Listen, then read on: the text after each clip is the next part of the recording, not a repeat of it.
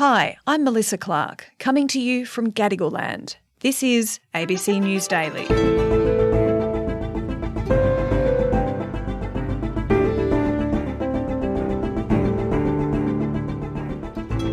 A new way of teaching in the classroom is being adopted in some schools, with teachers tailoring their approach to how young brains absorb knowledge.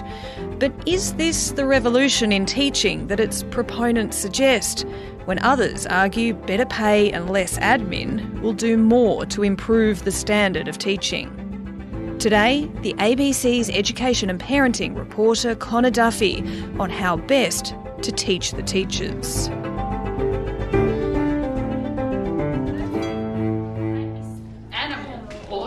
Say it with me, girls and boys. A noun is the name of a person, place.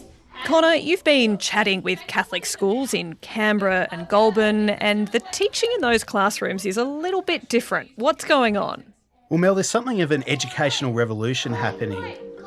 Capital letter. Capital letter. One idea. One idea. Punctuation. The Director of Catholic Education Canberra and Goulburn, Ross Fox, is in charge of just over 50 schools, many of these low and medium fee. He said his teachers were working really hard to turn things around, but they just weren't seeing results. There's a sense of frustration amongst our teachers in the past that they were putting so much effort in and seeing no result and no reward in terms of student learning. So Fox implemented the science of learning approach to teacher training and developed it into a program that his school system calls Catalyst. Now, this method looks at the way young brains absorb knowledge, and it structures lessons to reflect this. The feedback from teachers, the feedback from students is that the practices we've adopted in line with the science of reading, the science of learning, understanding how brains work, how students actually learn, are paying dividends in terms of what students can achieve, what they can do. It emphasises direct, explicit instruction tailored to that knowledge about the way young brains work, with the teacher ensuring a tight, disciplined classroom and with the students being in no doubt about what they're supposed to be doing and learning at all times. So what does this look like in the classroom, this direct, explicit instruction, and how is it different from what might currently be going on in other classrooms? I know a lot of this can all sound a little bit hoity-toity, but one clear example of the differences is in reading. So, for example, a method of teaching reading called balanced literacy or whole learning, one key plank it has is that learning to read is natural and easy, and that students can acquire the skills they need just by immersing themselves in books. It does involve some teacher-led instruction, but it's quite strongly emphasises that students working on their own simply by being around literature can be enough. Now, the science of learning approach is exactly the opposite. Chew. What word? Chew. Ready? My turn first. Ooh. Your turn. It says that reading is not natural and involves both understanding language and decoding words.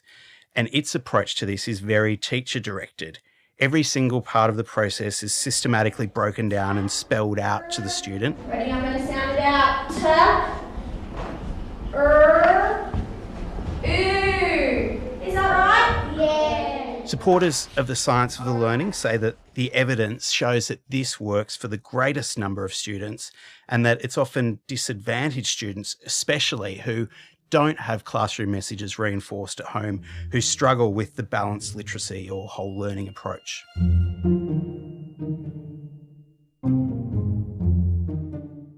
Catholic Education Canberra and Goulburn are really happy with these changes, but do we have any concrete evidence that it is a better way to teach kids? Well, they did commission an independent review using NAPLAN data that found the percentage of students underperforming in reading dropped dramatically between 2019 and 2022 from 42% to 4%, and there were similar great results for writing and spelling. Now, a panel of experts advising the federal government on teaching degrees, which has examined a range of theories on different teaching styles, has also now come down on the side of the science of learning philosophy.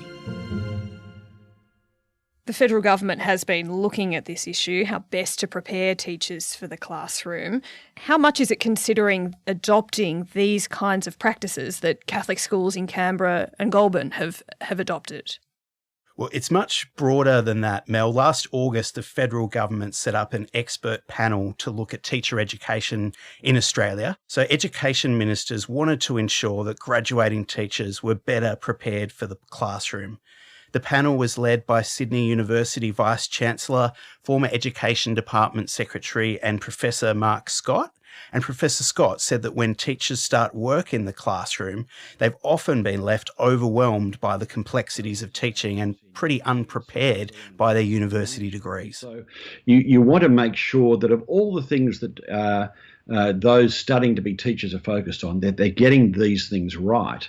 And particularly something like classroom management, if students aren't confident in that, so that when they're faced with the complexity in the classroom, they're not overwhelmed by that complexity, then there's a real risk. If they're not confident in that, they won't have the resilience and endurance that's required to develop strong careers. And one of the things. So the panel has produced a final report called Strong Beginnings, and it makes 14 recommendations to improve teacher training. And are any of those recommendations along the lines of the science of learning approach the Catholic schools around Canberra and Goulburn have been taking? Yes, I was really struck reading the report by how similar some of the philosophies seemed, and Professor Scott confirmed to me in an interview that they do have the same approach at their core. They include mandating that university teaching degrees now include content that helps teachers understand how young brains process, store and retrieve information, literacy and numeracy teaching strategies, fostering rules and routines and modelling desired behaviour, and how to teach in ways that are culturally and contextually appropriate. It also recommends practical placements be improved, all with the goal that teachers emerge from uni more confident and better able to teach basic literacy and numeracy. But fundamentally, you do need those practical skills to make you equipped to help students learn from day one when you're a teacher and help you deal with the invariable complexity that you'll see in the classroom. And if in fact you feel underskilled in those areas and not confident in those areas, then you're going to find it very, very tough.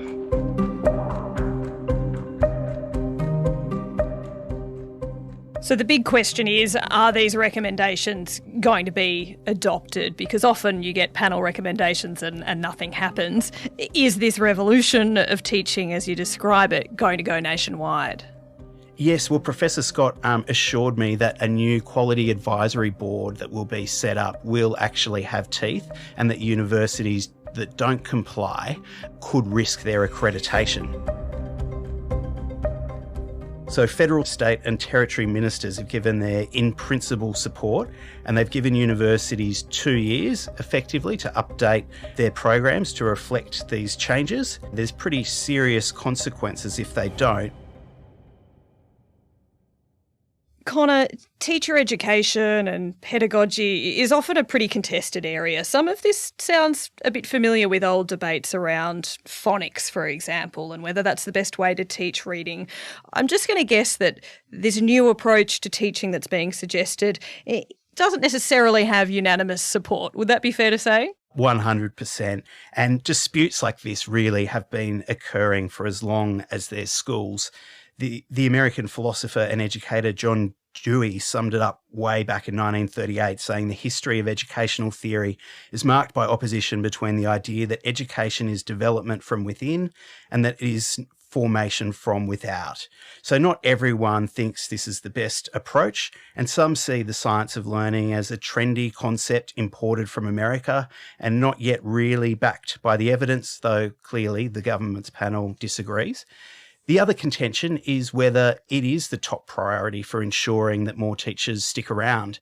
It seems that there are a couple of issues running in parallel here. How best to teach is one thing, and then simply getting enough teachers in a school can be a struggle in the first place. Does that issue need to be solved first, or at least at the same time as we talk about how to teach in the classroom? Yeah, well, as you say, Mel, they are related, and the review looked at both issues. Enrolments to study teaching at university are declining, and even amongst those students still signing up, according to this report, as many as 50% of those who start the degree don't finish it.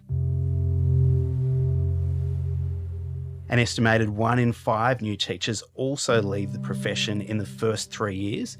A significant factor for that high dropout rate is how unprepared new teachers feel for managing a classroom. And since we published this story, we've heard directly from quite a lot of teachers that they almost quit on their first prac. I was completely overwhelmed, and I was pretty close to just giving up on teaching then and there. There's been a lot of focus on writing essays and not that much on the practical skills that I'll need to help deal with student behaviour. So if these new approaches to teaching help with that, it could make a big difference to teacher retention. We think if you could lower that dropout rate by 10%, that's 3,000 extra teachers you can get. And there are similar trends you can see where over time you could save thousands of teachers for the profession if in fact you could stop people leaving very quickly into their degree. So lots of students dropping out of teaching, that's a problem when we already have a teacher shortage. Connor, how bad is the shortage? So the federal government predicts a shortfall of 4,000 high school teachers by 2025. Education Minister Jason Clare says there's lots of reasons for the shortage, but one of the solutions is reforming teacher training and providing teaching students with better practical experience. But of course, it's not just teacher education. The Deputy Dean of Education at Monash University, Louise Jenkins, said workplace issues such as pay and conditions make the biggest difference to teacher retention. Older teachers also say that the status of teaching is an issue too, that a generation ago, teachers were regarded as leaders in the community, not too far off the status that society gives to doctors, and that improving the regard that teachers are held in is a key to lifting morale in a workplace that feels undervalued and getting more teachers to stick around. And that's really important. We know that a good teacher really does make all the difference, right, Connor? Absolutely. I was probably heading nowhere fast before my Year 10 history teacher, Mr. Sajko, pulled me into line, and really the clarity and brilliance of his lessons meant I was so much more engaged with and really loved the last couple of years of school, which hadn't been the case for me earlier on. And I hear that so many times in the round. It's one of the things I love about working around in education, is hearing those stories of people's transformations. And really, all of that gets us back to the core idea of why this all really matters. Say team. Team. Instead of say Team. High quality, dedicated and caring teachers that have the time and resources to develop positive relationships and support learning can make a huge difference in students' lives and will have a huge say in the success or otherwise of the next generation.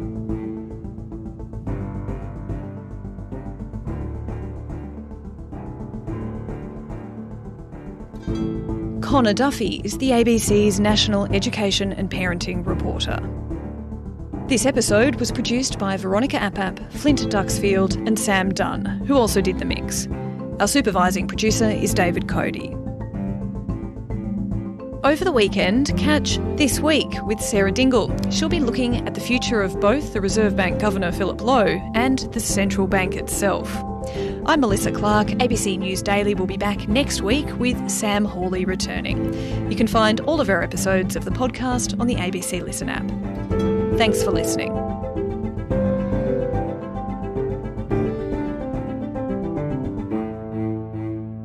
Subscribe to listen to more free podcasts or download the ABC Listen app and stream ad-free.